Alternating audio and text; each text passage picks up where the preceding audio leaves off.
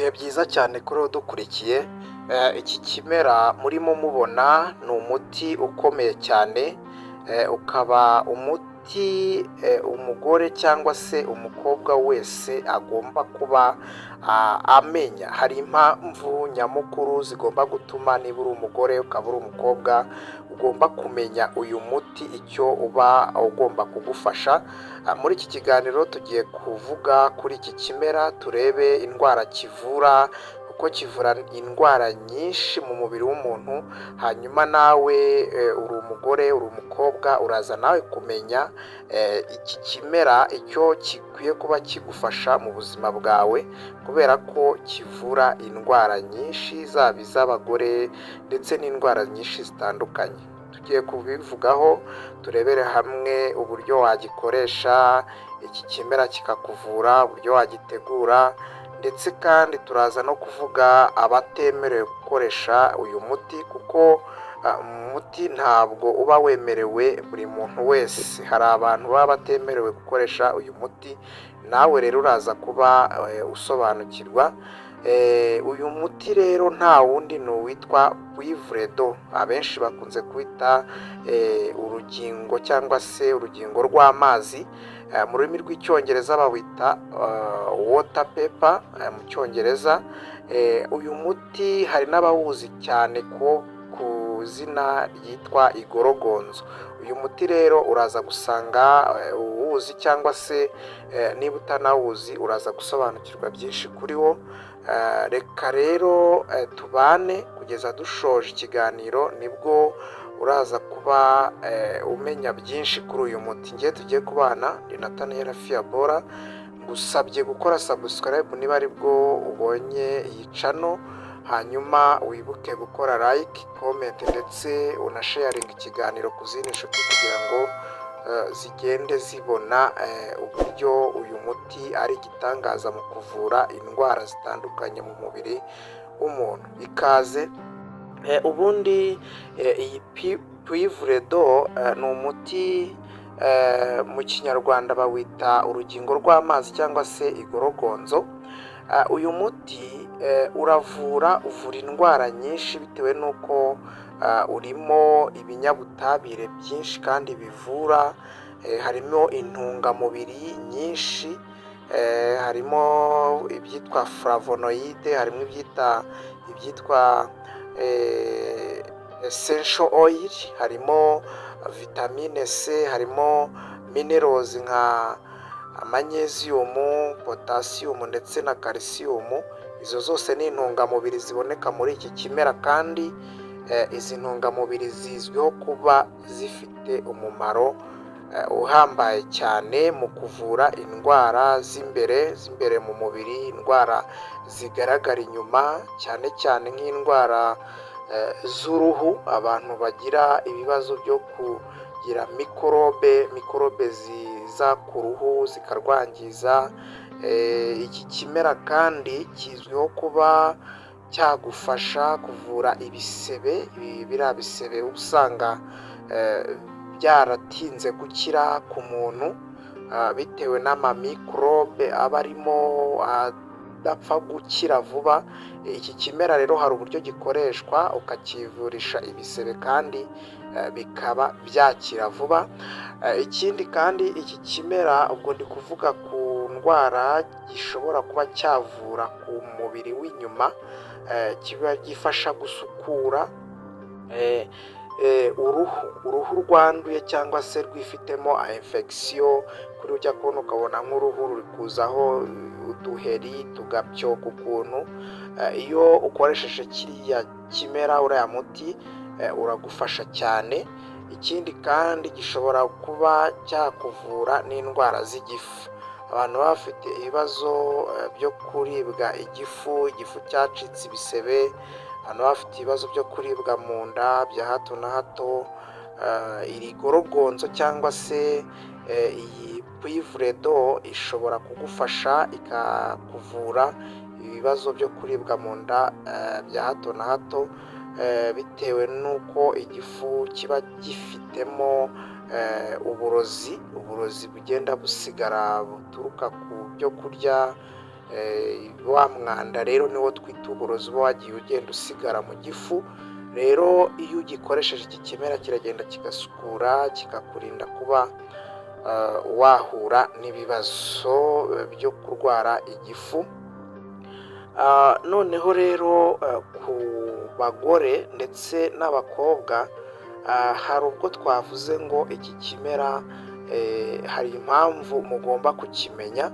Dore ngiyi rero impamvu ugomba kumenya ibyiza by'iki kimera, hanyuma ugatangira kugikoresha nk'umuti kandi kikakuvura indwara zikomeye mu mubiri wawe ndetse kikaguha n'umunezero. Ubundi mu busanzwe abagore n'abakobwa cyane abamaze kubaka, hari ibibazo bakunda guhura nabyo bitewe n'ama-infection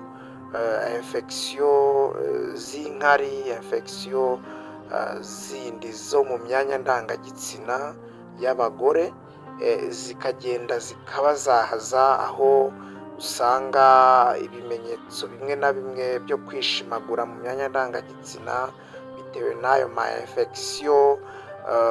Hahandi usanga umuntu afite ikibazo cyo kugira impumuro itari nziza mu myanya ndangagitsina bitewe n'ama-infection. Abenshi rero ibyo bibazo byose bituruka ku ruhurirane rwo kuba ari ama-infection yabiteye, ugasanga bitumye ikintu kijyanye no kunoza igikorwa cyo gukora imibonano mpuzabitsina mu rugo, ugasanga ntabwo kibanyura bitewe no kuba bafite ibyo bibazo byo kuba infection zarabaye nyinshi, cyangwa se ugasanga na ya misemburo ishinzwe kuba irekura ibyishimo byo gukora imibonano mpuzabitsina ugasanga irasinziriye ntikore kubera ibyo bibazo. Abo bose rero iki kimera kigomba kubabera umuti kandi kikagufasha cyane. Hari ikindi iki kimera gikora nko kuvura abagore bamaze kubyara. Muri iyo minsi bamaze kubyara, iki kimera abenshi bagikoresha mu buryo bwo kugira ngo kibafashe gusubiza nyababyeyi aho igomba gusubira, hanyuma babashe no gukira vuba, ndetse na ya maraso aba yagiye asigara mu nda babyara, nayo bikatuma abasha gushiramo vuba, umugore akagira imbaraga akongera agakomera. Iki kimera baragikoresha muri ubwo buryo. Ibyo byose rero niyo mpamvu ugomba kumenya nyine ko uyu muti ugomba kugufasha. Iyo bimeze gutyo rero, umugore cyangwa se umukobwa atishimira gukora imibonano mpuzabitsina biturutse ku burwayi bwo mu myanya ndangagitsina, wifashisha kino kimera, kuko iki kimera kirinda infection zifata mu myanya ndangagitsina y'abagore. Ndaza kukubwira uburyo uzajya ubikoresha.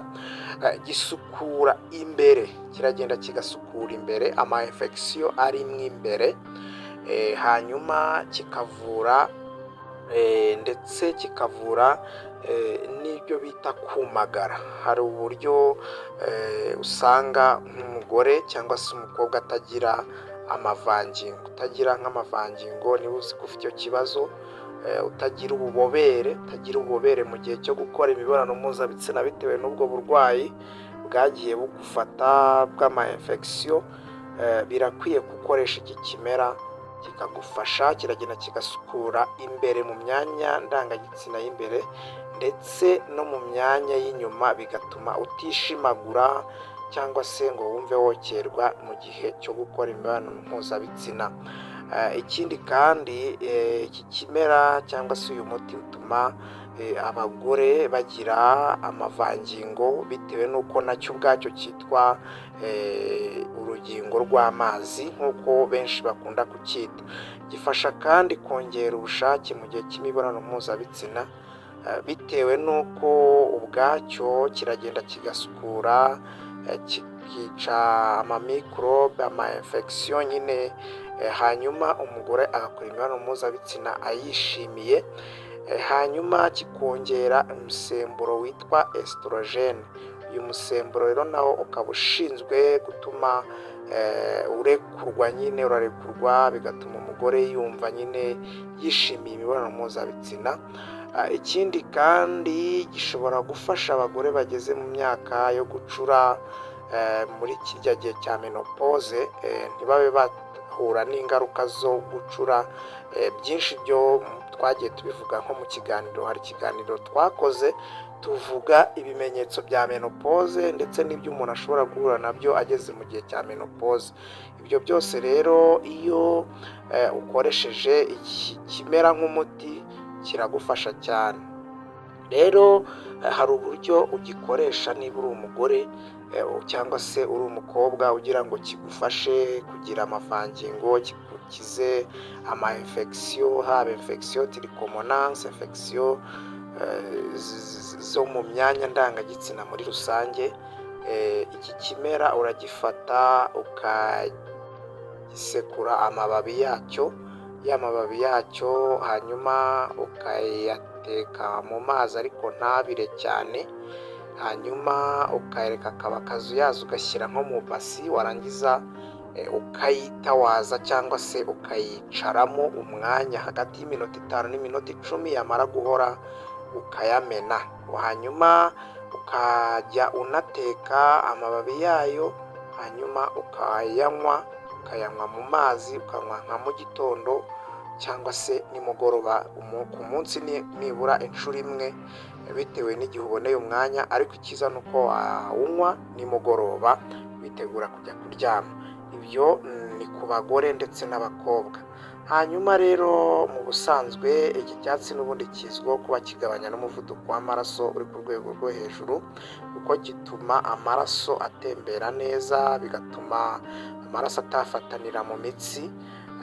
Ikindi kandi abantu bagira ibibazo by'impyiko ndetse n'umwijima, iki kimera nabwo kiragufasha cyane. Ni umuti ukomeye wo kigufasha gusukura umwijima, kikagabanya ibinure byinshi mu mubiri ndetse kandi no kongera imbaraga z'impyiko. Ibyo byose ni iki kimera kibigufashamo cyane rwose, kandi ugasanga umerewe neza cyane. Abantu bagira ibibazo by'amaso ndetse no kuribwa umutwe, hamwe usanga umuntu aribwa amaso bigafatana n'umutwe, iyo ugikoresheje ushobora koga amazi, uragisekura nyine ukagiteka mu mazi, y'amazi ukayoga, ariko ukaba wakuyeho n'ayo kunywa, uhita wumva umerewe neza cyane.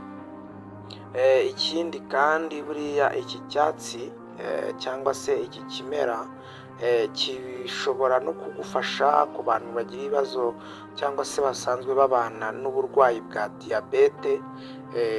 Iki kimera cyagufasha ugasanga ugenda umererwa neza. Irinde rero kuba wagikoresha ngo gisimbure imiti usanzwe unywa yo kwa muganga. Niba unywa imiti igabanya umuvuduko w'amaraso, ntabwo ndi bukubwire ngo urahita uyihorera kugira ngo ukomeze kunywa uyu muti, ahubwo nawo wawukoresha nta kibazo, kuko ntabwo ari mubi kuwufatanya n'indi miti.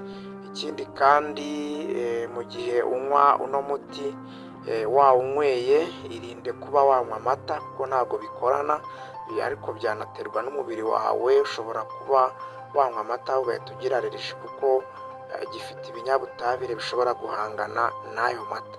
Ikindi kandi niba uri umugore utwite ntabwo abyemerewe, kuko nka kuriya nari mvuze ko ushobora kwicaramo ukitawaza, gishobora rero guporovoka, hanyuma ukaba gishobora guporovoka iterisi, ukaba wenda yavamo. Ntabwo ari byiza we kugikoresha rwose. Niba utwite uzakihorere, wagikoresha ahubwo nyuma yo kubyara, ushaka ko nyababyeyi isubira mu mwanya wayo mu gihe cya vuba, ikanagusukurira mu nda nyuma yo kubyara, nibwo wagikoresha.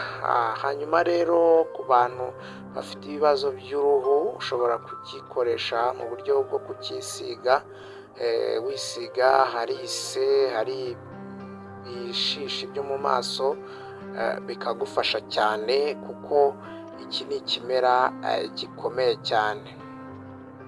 rero kuba wabanye nanjye mu kiganiro tukaba tugishoje, wabanye nanjye tugitangira kandi hari byinshi wungutse. Iki kimera wenda ntiwari ukizi cyangwa se nibwo ukimenye, tangira rero ugikoreshe nk'umuti kuko kiraboneka. Iki kimera gikunda kugaragara kenshi mu bishanga cyangwa se ahantu hegereye amazi niho wagisanga, kandi kugikoresha ni ukwitonda, ntabwo ari ukunywa umuti mwinshi kuko umuti mwinshi nawo ushobora kugira ibyo wangiza mu mubiri wawe.